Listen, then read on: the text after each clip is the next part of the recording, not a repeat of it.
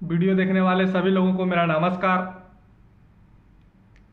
एक सफल लोकतंत्र के लिए एक अनकंट्रोल मीडिया, जिस मतलब गवर्नमेंट का मीडिया पे कोई भी रेगुलेशन नहीं होना चाहिए, और मैं इसका पक्षधर हूँ।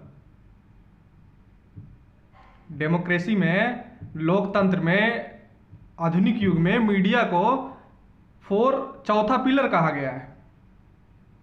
लेकिन एक खास तरह का मीडिया वर्ग अपने प्रोपेगेंडा, मीन्स एक खास तरह के लोग अपने प्रोपेगेंडा को प्रचार प्रसार करने के लिए उस मीडिया का सहारा लेने लगे, और फिर उस देश के लिए वो मीडिया खतरा बन जाए, तो उस पर रेगुलेशन लाना बहुत ही जरूरी है। अब आप समझ रहे होंगे कि मैं ये सारी चीजें क्यों बोल रहा हूं। ये सारी चीजें बोलने का मेरा मतलब है, कल परसों एक ऐसी फेक न्यूज फैलाई गई, वो भी इंडिया के एक जाने माने न्यूज चैनल के द्वारा। ये न्यूज चैनल कौन है? एनडीटीवी। न्यूज चैनल कोई भी हो, मैं न्यूज चैनल के बैन के पक्ष में नहीं हूं, लेकिन जिस तरह से एनडीटीवी ने वो फेक न्यूज फैलाया और हमारे सरकार पे आप प्रहार करते हैं, करिए, लेकिन अब आप सरकार पे प्रहार करते करते अब आप आर्मी पे प्रहार करने लगे हैं। वो आर्मी, जिस आर्मी ने हजारों कुर्बानियां दी हमारे देश को बचाने के लिए, जिस आर्मी ने जंगें लड़ी हमारे देश को बचाने के लिए, और जिस आर्मी के जवान अपना सर्वस्व न्यौछावर करते हैं, और जिस आर्मी के घर वाले, माता, बहन, बेटी, पत्नी, सारे लोग पूरी जिंदगी अपने लोगों को याद में गुजार देते हैं, अगर उनकी शहादत हो जाती है तो उन पे कैसी गुजरती होगी। ये सारी चीजें मैं आपको आज विस्तार से बताने वाला हूं। इससे पहले अगर मेरा चैनल आपको पसंद आए, मेरे चैनल को सब्सक्राइब जरूर करिए, क्योंकि चैनल का सब्सक्रिप्शन फ्री में होता है और इससे हमारा मनोबल बढ़ेगा। एक्चुअली एनडीटीवी नाम के न्यूज चैनल ने, या कहिए बकैत कुमार के न्यूज चैनल ने, रवीश कुमार के न्यूज चैनल ने, और रमन मेंगेस के अवार्ड विजेता के न्यूज चैनल ने एक खबर फैलाई कि हमारे आर्मी के जवानों को चाइनीज जवान ने पकड़ लिया है और उनके अस्त्र शस्त्र भी छीन लिए गए हैं। मतलब उनके राइफल जो थी, बंदूकें थी, उसको छीन लिया है, और बाद में छोड़ा भी गया और उनके बंदूकें लौटा दी गई। ये चीजें, सारी चीजें फर्जी निकली, क्योंकि हमारे आर्मी के द्वारा ये जवाब दी गई कि हमारे किसी भी जवान को पकड़ा नहीं गया। अब मैं बताता हूं कि चाइनीज बॉर्डर पे अभी तक क्या सिचुएशन है।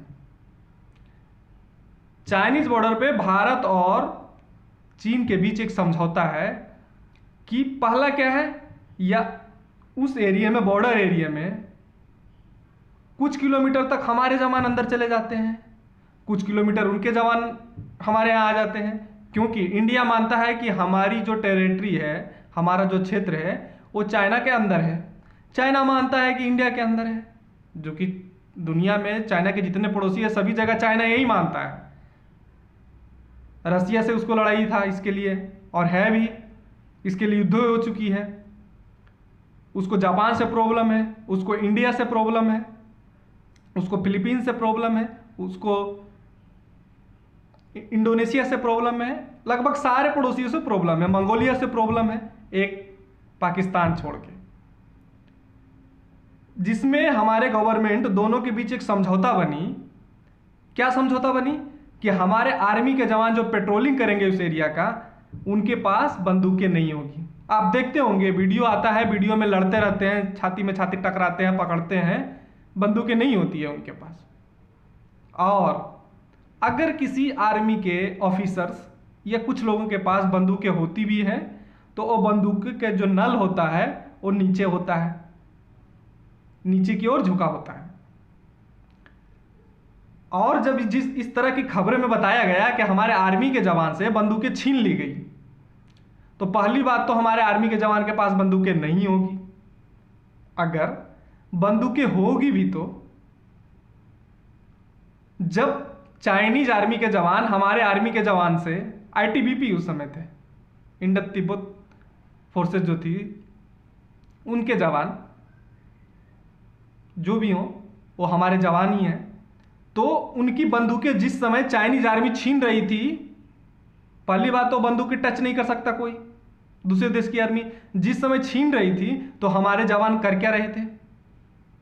एक का छीना होगा, दो का छीना होगा, इंडियन जवान भी होंगे 10-20 की संख्या में, जब पेट्रोलिंग पे जा रहे हैं 10-20 से तो कम होंगे नहीं। तो जब हमारी आर्मी के जवान से बंदूकें छीने जा रही थी तो हमारी आर्मी के जवान कर क्या रहे थे? ये तो हमारे आर्मी के जवान के पुरुषार्थ पे इन्होंने कुठाराघात किया है, हमारे आर्मी के जवान के पुरुषार्थ पे कुठाराघात किया है इस फेक न्यूज ने। अगर उनकी खबर सच है, मान लीजिए कि उन्होंने बोला है उनके सोर्सेज के द्वारा, किनके द्वारा? उनके सोर्सेज के द्वारा, वो सोर्सेज का नाम बोले नहीं है। अगर सोर्सेज के द्वारा अगर ये सही होती है, आप एक अलग पक्ष में देखिए, तो हमारे आर्मी के जवान क्या थे? लकवाग्रस्त थे। आओ भाई छीन लो हमारे बंदूकें, छीन लो, हमको मारो पीटो, हम कुछ नहीं करेंगे, लकवाग्रस्त थे हमारे आर्मी के जवान। और अगर एक से छीन ली भी गई तो दूसरे आर्मी के जवान क्या कर रहे थे वहां पे? हमारे आर्मी के जवान,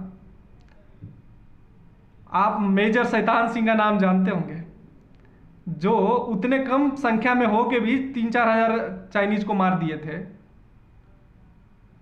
1000 से तो ज़्यादा आर्मी के जब चाइनीज को जरूर मार दिए थे वो, उतने कम संख्या में होके। वो 1962 के युद्ध में जो पीछे नहीं हटे अपने पोस्ट छोड़ के, भले ही शहादत दे दिए। हमारे जवान, आर्मी के जवान अपने शहादत के लिए मशहूर हैं, हमारे आर्मी के जवान बलिदान के लिए मशहूर हैं। मर जाते हैं, सर कटा देते हैं, लेकिन पीछे नहीं झुकते, पीछे नहीं आते। तो जिस समय बंदूकें छीनी जा रही थी, क्या उस समय हमारे आर्मी के जवान सरेंडर कर दिए थे दूसरे, या दूसरे जवान हमारे आर्मी के जवान को हेल्प के लिए आए नहीं? इन्होंने हमारे आर्मी के जवान के पुरुषार्थ पे कुठाराघात किया है, और ये ऐसे चीज करते रहे हैं। पॉलिटिकल डिसीजन में, पॉलिटिकल कमेंट के बारे में इनका नहीं बोल रहा हूं मैं, आर्मी पे बोल रहा हूं। ऐसा करते रहे हैं। पठानकोट का जब हमला हुआ था तब भी ये सारी हरकतें इन्होंने किया था।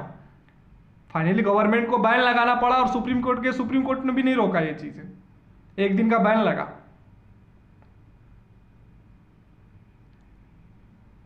पालघर में जब साधुओं की हत्या हुई तो इन्होंने रिपोर्टिंग की, और इन्होंने क्या बोला कि वो चोर थे। अरे भाई, जब कोई भगवा वस्त्र पहना होता तो चोर नहीं होता है ज्यादातर केसेस में। तो एक बार तो कम से कम, आप इंडिया के जाने माने न्यूज चैनल है, आपको देखने के लिए लाखों करोड़ आपके फॉलोवर भी हैं, आपके विचारधारा वाले और भी लोग हैं। तो आप जब कुछ भी बोलते हो तो आपकी इतनी बड़ी संस्था है, पैसा है आपके पास, तो आप जाके वेरिफिकेशन करिए ना कि वो चोर है कि आदमी है, चोर है कि साधु है। आपको वेरिफिकेशन करना चाहिए था ना, ऐसे छाप दिए जो मन में आया सो, अपने प्रोपेगेंडा पेलने के लिए, अपना प्रोपेगेंडा को प्रचार प्रसार करने के लिए। आप गवर्नमेंट के डिसीजन का विरोध करिए, आपका काम है, आप मीडिया है, अच्छी बात है, लेकिन आप आर्मी को विरोध कर रहे हैं, कितनी शर्म की बात है। आप किस लिए हैं इस धरती पे? और अगर मैं अभी कुछ दिन पहले क्या हो रहा था, पत्रकारों पे केस दायर हो रहे थे, और मैं सभी मीडिया वाले को बोलूंगा कि अगर पत्रकार पे केस हो रहा है तो आप देखिए कि ये जेन्युइन केस है या गलत केस है। पत्रकार के आवाज को दबाया नहीं जाना चाहिए, लेकिन इस तरह की पत्रकारिता को जड़ से मिटा देना चाहिए इंडिया से, और इनको पनिशमेंट जरूर देना चाहिए जिससे कि फेक न्यूज बंद हो जाए। मैं आपको एग्जांपल देता हूं, प्रोपेगेंडा कितनी महत्वपूर्ण होती है। प्रोपेगेंडा कितनी महत्वपूर्ण होती है। जब बालाकोट का स्ट्राइक हुआ, उस बालाकोट के स्ट्राइक में जब पाकिस्तानी जहाज को हमारे एयरफोर्स के जहाज ने गिरा दिया, तो एक तो हमारे जहाज भी गिरा, एक उनका जहाज गिरा। तो हमारे जहाज अभिनंदन को तो पकड़ लिया गया वहां, और उनके भी पायलट उन्हीं के एरिया में गिरे, क्योंकि पाकिस्तानी जो ISPR थे, DG ISPR उनके, जो मेजर गफूर उनका नाम था, उन्होंने ये आके बोला कि हमने 2 पायलट को पकड़ा है, और वहाँ के प्रधानमंत्री ने भी पायलट्स बोले, मतलब 2 को पकड़ा है। और कुछ ही देर के बाद शाम तक आते आते ये चीज़ें जग जाहिर हो गई कि पाकिस्तानी लोगों ने अपने ही आर्मी के लोगों को, अपने ही एयरफोर्स के पायलट को मारते मारते मार दिया, और गलती से अभिनंदन बच गया जो कि दूसरे के टेरिटरी में गिरे, और जो अपने टेरिटरी में गिरे उनको मार दिया गया। वहाँ की कोई भी न्यूज़ चैनल ने ये नहीं पूछा, एक बार आके बोल दिया कि हमारे पास एक ही पायलट है, तो कोई भी न्यूज़ चैनल ने ये नहीं पूछा कि हाँ एक पायलट जो पकड़ा, बोले थे 2 पायलट था, एक पायलट गया कहाँ, कोई न्यूज़ चैनल ने नहीं पूछा। ये होता है बार प्रोपेगेंडा। अभी चाइना के साथ हमारे तनाव चल रहे हैं, चलेंगे तनाव, क्योंकि अब हमने चाइना के खिलाफ डिसीजन लेना शुरू कर दिया है। आज तक हम चाइना के आगे धराशायी हुए रहते थे, ऐसे करके जो बोलता था हम जी हजूरी करते थे, लेकिन अब हमने चाइना के सामने अपना सिर उठाना शुरू कर दिया है। डोकलाम के समय से ये शुरू हुआ है, डोकलाम के समय से ये शुरू हुआ है। अभी हाल फिलहाल में कुछ ऐसा केसेस हुए हैं जिसका मैं एग्जांपल देता हूं, जिससे चाइना के खिलाफ इंडिया गया है। पहला क्या है, चाइना का कंपनी, चाइनीज गवर्नमेंट हमारे कंपनियों में आके शेयर खरीद रही थी, तो हमारे जैसे HDFC बैंक में खरीदा और सारे कंपनियों में खरीदने के फिराक में थी। भारतीय गवर्नमेंट ने उन पर रेगुलेशन ला दिया और लोकल वोकल का नारा दिया, जिसे चाइनीज ही हर्ट होंगे। और इंडिया ने क्या किया, ताइवान, जो चाइना ताइवान को अभिन्न अंग मानता है अपना, वहाँ अभी नया गवर्नमेंट शपथ ले रही थी। आज तक भारतीय कोई भी गवर्नमेंट ने अपने प्रतिनिधित्व नहीं भेजा उनके सेरेमनी में, लेकिन कल ही जब ये शपथ हुई है तो भारत ने 2 प्रतिनिधि को भेजा उनके शपथ ग्रहण समारोह में शामिल होने के लिए। ऑब्वियसली ये वर्चुअल मीटिंग, कोरोना के इस दौर में वर्चुअल मीटिंग थी।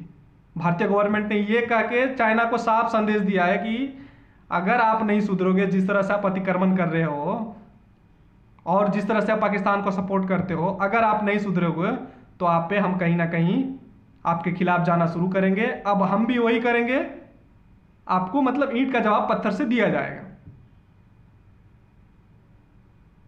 ये सारी चीजें हुई। चाइनीज हेलीकॉप्टर आ रहे हैं तो हमारे फाइटर प्लेन उड़ रहे हैं, तो भारतीय गवर्नमेंट उनको संदेश देने लगी है। और क्या NDTV को बैन करना एक लास्ट सॉल्यूशन है? कुछ दिन के लिए जरूर बैन करो, मैं नहीं कहता सदा के लिए बैन करो इसको, कुछ दिन के लिए जरूर बैन करो, जिससे और रिमेनिंग लोगों को, जो और रिमेनिंग लोग हैं उनको कम से कम सबक मिल सके कि फेक न्यूज़ फैलाना कितनी खतरनाक होती है। और हमारे सेना, नौसेना या जो भी है, हमारे आर्मी, नौसेना, एयरफोर्स के खिलाफ प्रोपेगेंडा फैलाने से पहले सोचिए। आप तो चाइनीज की भाषा बोल रहे हैं, ये तो चाइनीज, आपको हमारे इंडियन आर्मी बोला उस पर भरोसा नहीं है, लेकिन चाइना पे भरोसा हो गया आपको। ये तो सेम 1962 वाला हाल है कि जो कम्युनिस्ट थे यहाँ के, वो चाइना के गवर्नमेंट के प्रति आस्था रखते थे। तो ऐसा कतई नहीं होना चाहिए, ठीक है। आर्मी है तो हम हैं और आप हैं। Thank you my friend. अभी तक आप मेरा वीडियो देख रहे हैं तो इसके लिए बहुत बहुत धन्यवाद। मेरे चैनल को सब्सक्राइब जरूर करिए। धन्यवाद।